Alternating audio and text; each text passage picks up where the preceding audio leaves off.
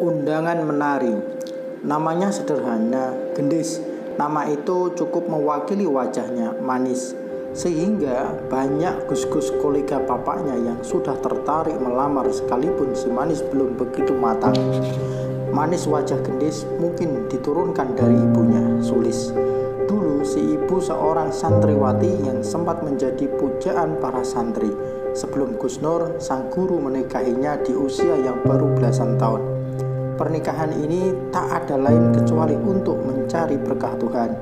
Sebuah kalimat lamaran yang teramat sering diceritakan kembali oleh Sulis pada Gendis sebagai sebuah hal yang paling romantis dalam hidupnya. Manakala Gendis beranjak tidur dalam usia yang belum matang, Gendis tak tahu apa arti cerita ibunya yang kadang-kadang lebih sering bertindak sebagai kakaknya itu. Semua berjalan baik-baik saja sampai suatu saat yang tak diduga-duga datangnya. Seperti sanjakala, dan senjakala itu datang dari sebuah surat panggilan dari kelurahan untuk menghadap esok hari pukul 8. Nek dikon nari meneh ojo gelem, ojo nganti gelem, apa orang bakal rindu, orang bakal tak pangestoni, arep dideleh ning ndi raine bapak iki. Nisin-nisini wong anak Gus Nur kiai sing duwe pesantren gede kok mikul-mikul juga-juga ning ngarep wong akeh. Iso kuwi tur opo kowe ora isin karo Gus Ilham bakal bojomu. Wong sesasi engkas wis arep dilamar kok isin nari wae. Pokoke ojo gelem. Gendis memang suka menari, sangat suka, gandrung tepatnya.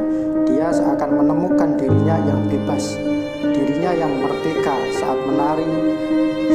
Satu hal yang tidak dia temukan dalam setiap aturan dan ajaran pesantren, dan kegandrungan itu membuatnya tak acuh terhadap semua larangan orang tuanya saat dia pamit hendak menari. Hanya sesekali saja ibunya sedikit mau mengerti. Tidak sulit kiranya bagi Sulis untuk sejenak mengingat bagaimana kondisi dirinya sendiri saat 7 tahun silam untuk mencoba mengerti kepototan Gendis, anak semata wayangnya untuk menari. Gendis akan tetap menari dengan tanpa atau izin orang tua. Ada dua tarian yang sangat dia suka dan hafal. Tari lumbung desa, tari genjer-genjer adalah pengalaman yang tak terlupakan ketika setahun yang lalu dia diundang untuk menari di balai kota. Saat itu tepat pada hari ulang tahunnya yang ke-13. Saat itu dengan penuh semangat dia menceritakan pengalaman itu pada semua orang yang dijumpai setelah usia menari. Dan kini dia dipanggil ke kelurahan. Bapaknya yang mengira itu adalah undangan untuk menari dengan tegas mewanti-wanti agar tidak berangkat. Tapi Gendis tetap berangkat sambil dia tahu bahwa panggilan ke kelurahan itu bukanlah untuk menawarinya menari lagi. Sini dulu, kata Pak Lurah, ini segera diisi, terus kumpulkan, ditumpuk di sini, sekalian menunggu teman-teman lainnya. Entah kenapa suasana terasa begitu tegang. Tidak ada yang mencoba bicara, semua diam. Kemudian beberapa orang terlihat datang. Mereka adalah orang teman-teman Gendis menari. Hati Gendis pun agak tenteram. Tapi ketegangan tidak juga bisa terusir dari ruangan itu. Mereka juga tidak berani saling menyapa apalagi berbincang. Semua diam sampai terkumpul sejumlah 48 orang saat sebuah truk parkir tepat di depan kantor kelurahan. Truk itu kosong, hanya ada serombongan orang berseragam dari belakangan baru diketahui Gendis bahwa mereka adalah anggota CPM. Suasana sempat sedikit gaduh sampai seorang anggota CPM itu masuk ruangan dengan menggunakan sepatu larsnya dengan cukup keras tepat di depan pintu. Sengaja, dan suasana kembali pulih, rasa tenteram kembali hilang dari hati Gendis. Satu persatu nama dipanggil dan disuruh naik truk. Tetap dalam hening, ditutup dalam raut muka Gendis. Tak ada apapun yang bisa dibaca dari raut mukanya, hanya mata yang sedikit memerah, namun pandangan terlihat kosong. Seketika di kepala Gendis terbayang sosok tegar dan begitu tinggi, memakai sorban. Sosok bapaknya umurnya kisaran 40-45 tahunan. Hampir setengah abad sosok itu berkata, "Pokoke ojo gelem." Kamu pernah ikut-ikutan merakit pistol? Mboten Pak. Benar? Saestu Pak. Saya sering ikut menari. Nggih tumut Pak. Di mana saja? Teng dusun kula Pak, teng dusun tetanggi nggih tumut. Plak. Sebuah tamparan telak mengenai pipi kiri Gendis. Gendis kaget setengah mati. Rasa panas di pipinya tidak apa-apa dibanding. Pak, jadi kenapa?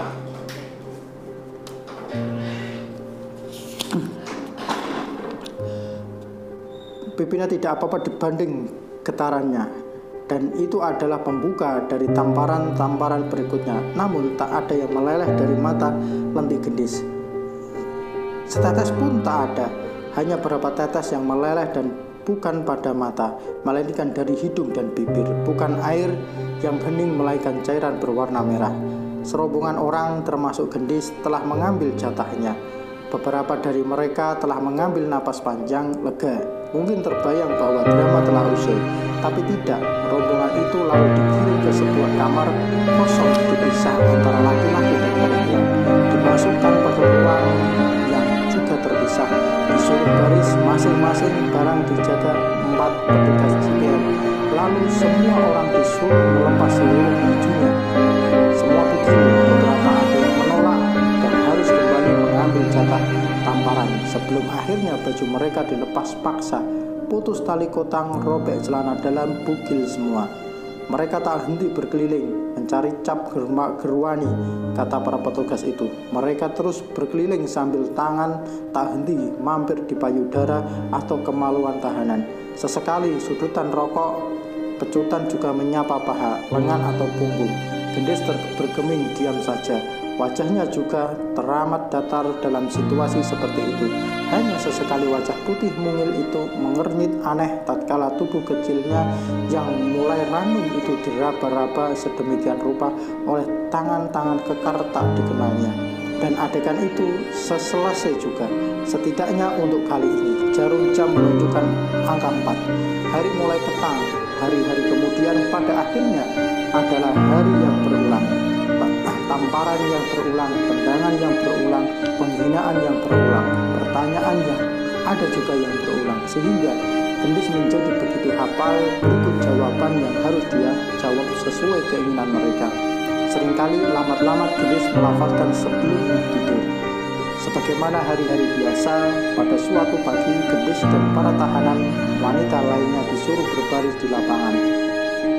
Nama-nama disebutkan, rupanya ada pengecekan ulang tahanan karena mereka pergantian kepala sipir Pak Rahmat. Nama kepala sipir baru yang bertugas menjaga blok F3, blok di mana Gendis ditahan. Nama itu tak pernah mampir dalam ingatan Gendis. Sampai suatu saat sebuah peristiwa terjadi saat namanya dipanggil dan Gendis menjawab sembari mengacungkan tangan. Kepala sipir baru mendekat. Ono barang apik to jedine. Kalimat itu meluncur dari bibir berpinus tebal sembari tangan tepat yang menepuk pantat Gendis dengan keras. Setelah kejadian itu, segala sesuatu kembali ke semula.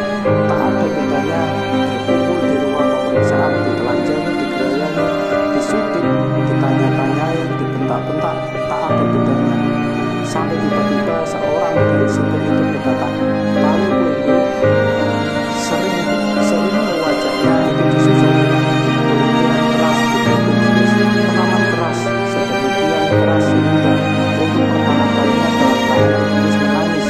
Gendis menangis meraung keras sembari menekan pintunya yang tinggi. Saat kumpulan sipir itu pergi keluar ruangan saja sesekali bertahan. Tak berapa lama setelah itu Pak Rahmat masuk ke ruangan. Gendis tak peduli. Gendis lebih peduli pada sakit teramat sangat pada pintu payudaranya yang namun ketika Gendis menjadi peduli manakala dengannya Pak Rahmat menanggalkan seragam satu persatu. Seringnya sipir di pintunya yang berkumis terlihat dingin, namun nampak jelas memendam birahi. Lalu pakaian yang melekat di tubuh laki-laki itu semuanya tanggal. Yang tertinggal hanya singlet, sebuah pemandangan yang tentunya tak biasa bagi Gendis. Sebuah benda besar menengadah dengan jumawa. Penis itu menegang, laki-laki itu merangsek Tak ada yang bisa dilakukan Gendis selain meronta dan berontak. Sekalipun dia sadar bahwa tenaganya makin lama makin habis, terus berontak, terus meronta. Tetapi tiba-tiba ada yang terasa lain di selangkangannya. Seperti hasrat ingin kencing, tapi ini beda. Dan tatkala keperawanannya hanya kurang sekali rengkuh saja tercerabut darinya. Laki-laki itu memaki asu. Laki-laki itu meludahi wajah Gendis. Gendis awalnya tidak menyadari apa yang sedang terjadi. Baru kemudian ketika laki-laki biadab itu pergi meninggalkannya, Gendis baru sadar apa yang sedang menimpanya. Ia menstruasi, dan kelak kemudian menstruasi itu tidak berhenti selama 4 bulan. Mungkin siksaan-siksaan yang dialaminya membuat menstruasi datang dengan sangat menyakitkan dan begitu lama. Tapi menstruasi itu pula telah menyelamatkan dari upaya pemerkosaan, setidaknya untuk sementara. Setelah kejadian itu, Gendis makin pendiam. Tak ada lagi tawa, tak ada lagi tangis. Cukup senyum sekadarnya untuk menimpali pembicaraan teman-temannya sekamarnya menjelang tidur. Hampir tak ada yang mampu mengajaknya berbincang. Yang ada hanyalah dialog-dialog seadanya dalam rutinitas keseharian penghuni tahanan. Kalaupun ada yang bisa membuat Gendis bisa sedikit membuka suara, itu hanya kepada satu orang, Romo Gagas. Dia salah satu pengurus diakona lembaga sosial milik jamaah Katolik, sekaligus relawan yang menyalurkan bantuan secara rutin kepada para tahanan seperti Gendis. Sabun, handuk, daster, dan kebutuhan sehari-hari pada tahanan dipasok tiap 2 minggu sekali. Romo Gagas mengenal Gendis ketika pertama kali membagikan bantuan. Hampir semua tahanan berebut, sedang Gendis dengan pandangan kosong tetap mematut diri di ujung kamar. Sejak saat itu, Romo Gagas mulai memperhatikan dengan Gendis, selalu mengajaknya berbincang, sekalipun sering tidak dihiraukan oleh Gendis. Romo juga selalu menemani Gendis tatkala jatah kunjungannya Gendis selalu berakhir hampa. Ya, tak pernah ada yang menjenguk Gendis. Lagi-lagi hari-hari di tahanan adalah hari-hari yang selalu terus-menerus berulang. Pengerayangan, penelanjangan, penyiksaan, segepok pertanyaan dan jawaban yang telah hafal di luar kepala, selalu berulang, selalu dan selalu. Hanya satu adegan yang yakni percobaan pemerkosaan oleh kepala sipir yang tidak berulang. Gendis yang membantu jiwanya setidaknya masih mau mengucap syukur kepada Tuhan untuk satu hal itu. Namun jiwa yang membantu untuk perlahan mencair oleh karena perhatian Romo Gagas dan kawan-kawannya. Bagi segarnya percik air pegunungan yang mampu terus batu sebesar apapun. 13 tahun sudah Gendis dalam tahanan. Hari-hari yang berulang tetap saja berulang, terus menggerus waktu yang seakan makin suram.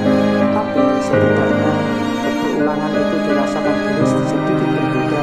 Setidaknya Romo Gagas mampu memaksanya untuk memperbanyak kata-kata yang diucapkan tiap harinya. Tertawa juga sesekali terdengar, senyum pun makin sering mengembang. Meski tak jarang pula Gendis murung dan mematung, tapi rentetan pemeriksaan seperti tidak ada habisnya. Sepertinya itulah satu-satunya yang masih selalu membuat Gendis terkejut.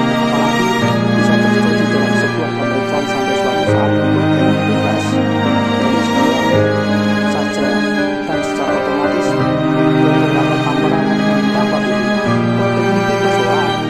Gendis tetap siap tamparan dan tamparan kembali mendapat asu nampak seketika tangan-tangan kita itu seperti berubah membetot kepala badan yang mengatakan Gendis daster berjalan selama bulan.